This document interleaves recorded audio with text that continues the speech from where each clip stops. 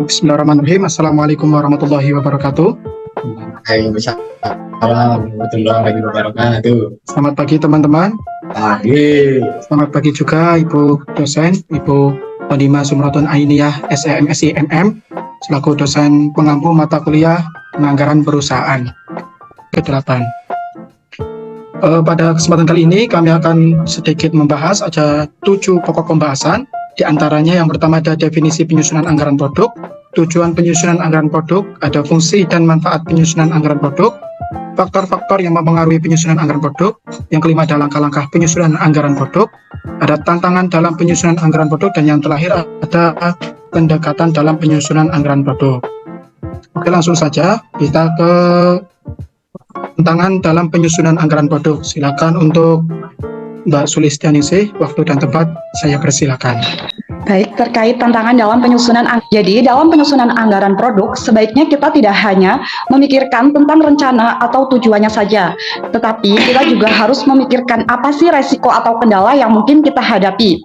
Misalnya, beberapa resiko yang mungkin kita temui diantaranya keterlambatan pengiriman barang atau perubahan harga. Oke, terima kasih Mbak Sulis. Itu dia tadi mengenai apa sih tantangan dalam penyusunan anggaran produk.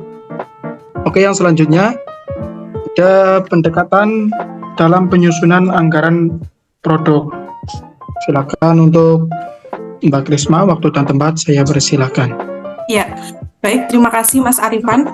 Jadi di sini pada pokok pembahasan terakhir mengenai materi penyusunan anggaran produk, kita akan membahas tentang pendekatan dalam penyusunan anggaran produk. Dalam penyusunan anggaran produk itu ada 3, yaitu yang pertama melalui pendekatan stabilitas produksi, yang kedua melalui pendekatan stabilitas persediaan, yang ketiga pendekatan kebijakan kombinasi. Yang pertama ialah pendekatan stabilitas produksi, di mana pada kebijakan pendekatan stabilitas produksi ini dalam melakukan proses penyusunan anggaran produk, kita berfokus pada hasil atau output produk yang sama setiap bulannya dalam periode tertentu. Misal di dalam suatu perusahaan itu, mereka dalam satu periode itu adalah 1 tahun. Setiap bulannya mereka menargetkan atau menyusun anggaran dalam 1 tahun itu akan memproduksi output sebanyak 5.000 output. Seperti itu contohnya. Jadi setiap bulannya mereka akan konsisten melakukan produksi sebesar 5.000 dibagi 12. Itu tentang pendekatan stabilitas produksi. Terima kasih, saya kembalikan ke moderator. Oke, terima kasih Mbak Krisma. Itu dia tadi pokok pembahasan penyusunan anggaran produk yang terakhir. Silakan teman-teman yang mungkin kurang paham ataupun kurang lebih jelas, kita diskusikan bareng-bareng. Silakan untuk teman-teman, waktu dan tempat untuk sesi tanya jawab dipersilakan. Halo. Ini Mas Dimas, sampun apa? Jelas apa urung? Pun hijau. Iki ya, dimirengna. Ora sabar. Yo Mas. Apakah ada satuan lain yang bisa digunakan untuk menyusun anggaran selain satuan moneter? Mungkin dari Mbak Wina, dipersilakan. Baik, izin menjawab pertanyaan dari Mas Dimas. Saya ulangi pertanyaannya ya. Kenapa anggaran selalu dinyatakan dalam satuan moneter? Apakah ada satuan lain yang bisa digunakan dalam menyusun anggaran tersebut? Benarkan pertanyaannya?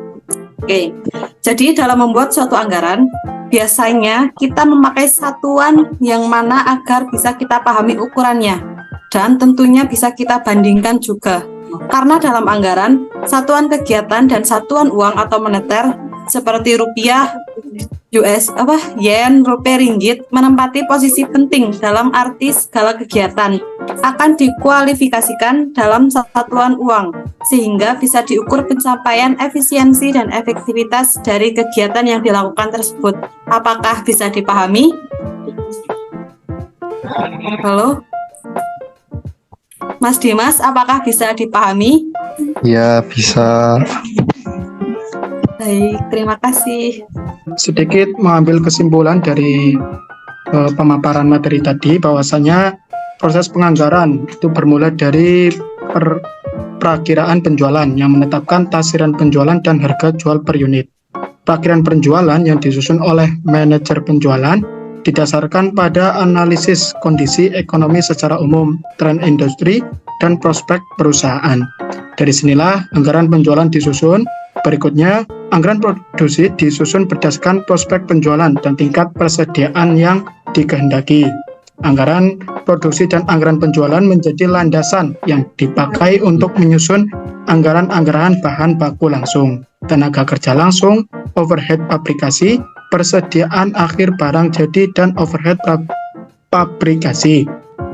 Hasil-hasil yang diharapkan dari kegiatan-kegiatan usaha dirangkum dalam laporan laba rugi dianggarkan. Akhirnya, hasil finansial dari kegiatan-kegiatan usaha dirangkum dalam anggaran kas dan neraca yang dianggarkan. Kurang lebih seperti itu.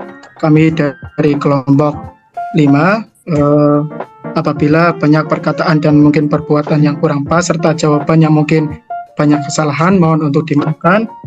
Saya akhiri. Assalamualaikum warahmatullahi wabarakatuh.